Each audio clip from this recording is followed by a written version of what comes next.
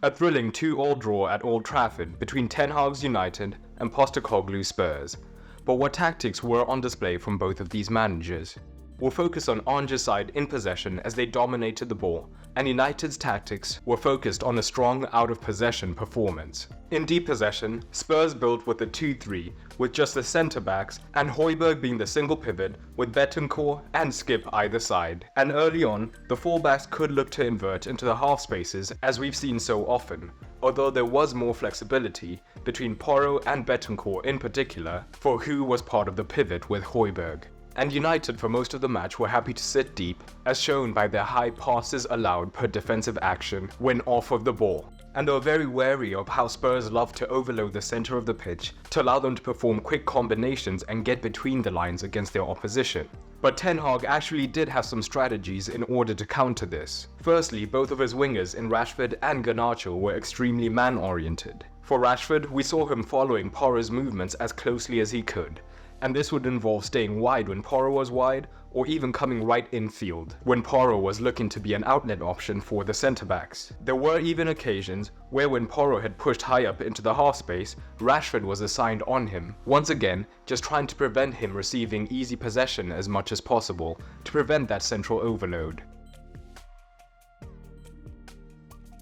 In fact, one of the earliest moments that led to danger for Spurs was an occasion where Rashford did switch off, as Betancourt was taking up the inside position that Porro usually did, and Porro moved wider drawing Varane, and Rashford, who would have been tracking the half-space runner, stayed high up the pitch instead, meaning that Betancourt got into a good crossing position. And down the left-hand side we saw Garnacho and Udogie battling it out throughout the 90 minutes, once again with Garnacho following Udogie's movements inside as much as possible, and trying to keep up with him when he looked to make the underlapping or the overlapping run outside of Timo Werner. What all of this meant is that in general, United had a super compact defensive shape, which would then allow Højlund to be the sole presser, with Fernandes backing him up, and then looking to press the other centre-back when Spurs looked to play higher up the pitch. But with progression through the centre being extremely difficult for Spurs, we saw the likes of Skip and Betancourt looking to find space in the wider fullback positions. But once again, United were very man-oriented when they needed to be, so we would see Eriksen look to follow Betancourt all the way into the fullback zone to try and make progression out there as difficult as possible.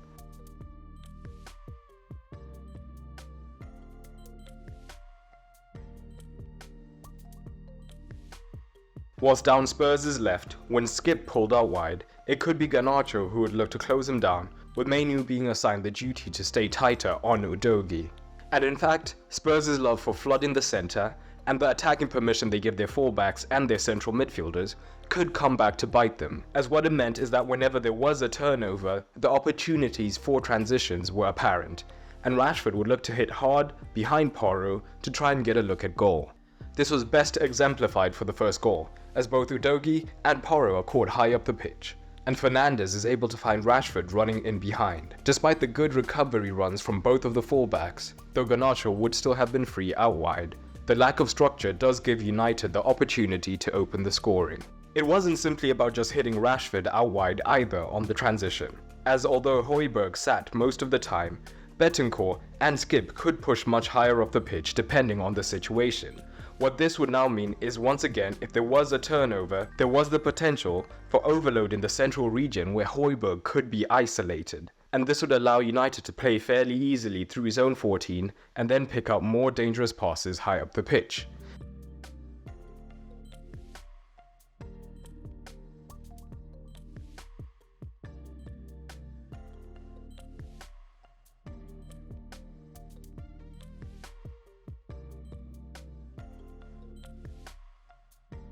And this was best exemplified in United's second goal, as all three of the midfielders were caught higher up the pitch, allowing Højlund and Fernandes to have an unchallenged combination in zone 14, which does eventually lead to the goal. But the biggest reason that United could afford to have this super narrow shape and had some success defending against Spurs was because of the personnel that Tottenham had out wide.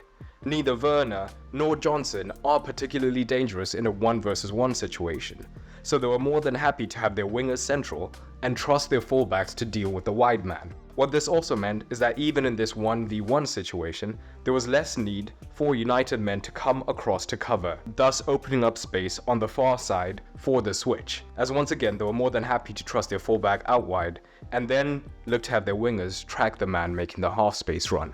But in the second half, we did see United losing their discipline a lot more and not defending as successfully in the compact narrow areas. Rashford would stay higher up looking to transition, and Garnacho could be caught much wider than he was in the first half. What this would now mean is there was much more potential to find men between the lines, and this is what Spurs were looking for all game, as a midfielder could then drive into the dangerous central zone and then look to find a runner ahead of him. But with United being so happy to defend deep and narrow, Spurs had most of their success when they were able to draw United out of this compact shape. And this could often be by looking to build up from the back. And although United were mainly happy to sit back, that doesn't mean they didn't look to press at times, but when they were drawn into the press unsuccessfully, that led to a lot of danger. Primarily when Fernandes was drawn up alongside Højlund without getting his cover shadow right, meaning that the pass into the midfield region was still on. What this would now mean is that the 3 versus 2 was much more pronounced for Spurs in the midfield, giving them the opportunity to then look to find space higher up the pitch.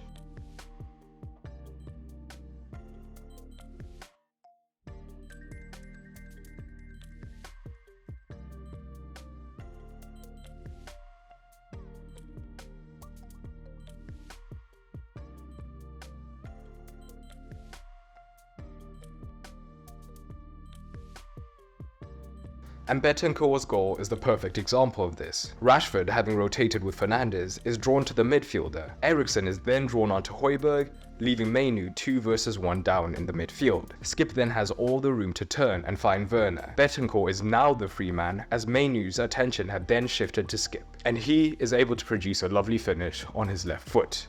Overall, Spurs were unlucky not to walk away with all 3 points in this encounter, even though they struggled creating high-quality chances from open play at times to break down United's deep narrow block. United will definitely be the happier with the result, although once again the performance wasn't the best. For the manager tactical scores, Ange earns a 6.5 for keeping the impetus for almost 90 minutes, whilst Ten Hag earns a 5.5, as his more passive style was somewhat effective in limiting the quality of the chances conceded. If you enjoyed this video, you'll love this one, taking a season-by-season look to assess if Mbappe or Haaland are on track to surpass Messi or Ronaldo. On screen now.